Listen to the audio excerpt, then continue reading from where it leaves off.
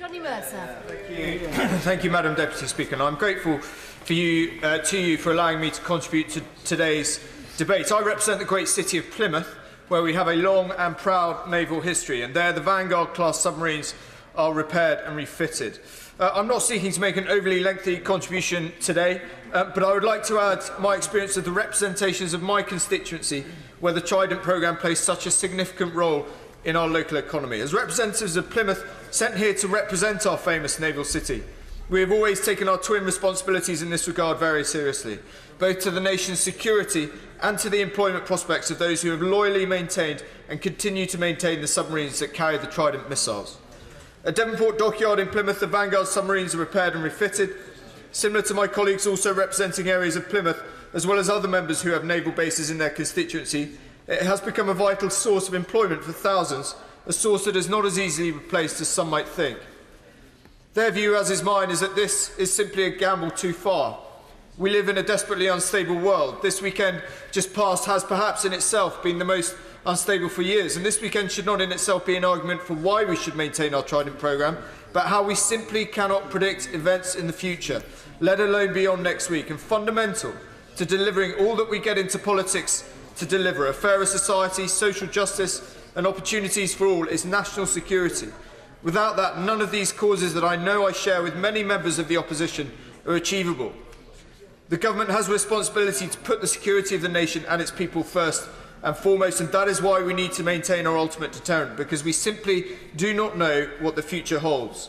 I'm not deaf to those who are concerned about the cost, about the risks in maintaining this fleet in Plymouth, where there is an active community that writes to me very often on these issues. But like on any other contentious issue, I've sought to understand the arguments, to speak to those who agree, but more importantly with those who disagree with me. But on this issue, I'm single-mindedly sure we must maintain our commitment to this programme and replace the Vanguard-class submarines with the new successor class. Strategically, we cannot and we should not wear the risk that comes with abandoning our policy of continuous at-sea deterrence and the message, crucially the message this would send to our NATO allies. I will, of course. I thank the honourable member for giving way. I'd like to ask the honourable member who represents Plymouth. There's been a lot of debate about relocating Trident to Plymouth. I wanted to know if the honourable member for Plymouth would support that move. Absolutely, I would support that move. I'd love to have all the jobs that would come with that, and we'd be more than happy to have it and to build on our naval heritage in that regard. Absolutely. Yes, of course.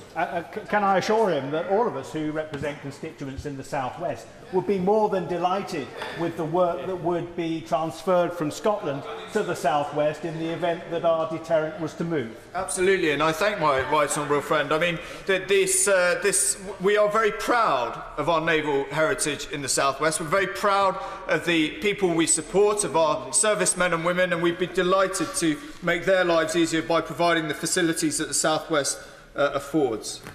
Locally, though, also it means thousands of jobs in Plymouth. It means a continuance of that naval tradition that I've talked about in Plymouth that makes so many of us so proud. It is part of the fabric of our city, and to lose that would be disastrous for the communities that I am here to represent. So let's not abstain tonight. Let's not play to our home crowd. Let's stand up for Britain's place in the world and renew our nuclear deterrent.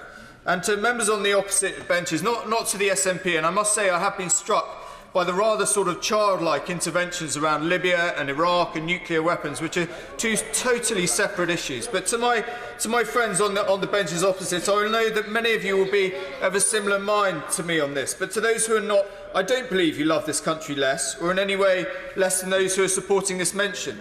But I would say all those things that we come into politics for are nothing without national security, and that must come first. And in order to deliver those causes that I know are so dear to you and to me, we must renew our nuclear deterrent. All steps must be taken to ensure the safety of this country's people. The highly skilled engineering jobs we talked about, they cannot be risked. And now, with everything that is going on, we've seen across last year, we've seen this weekend, now is not the time to lower our guard. The Prime Minister, in her speech this afternoon, she talked about North Korea. Can we really lose our nuclear weapons at this time? In an ideal world, I agree. It would be great not to have nuclear weapons, but how do you disinvent something that has been invented? The government must choose to base decisions on the reality with which they are faced. Others have the luxury to do otherwise.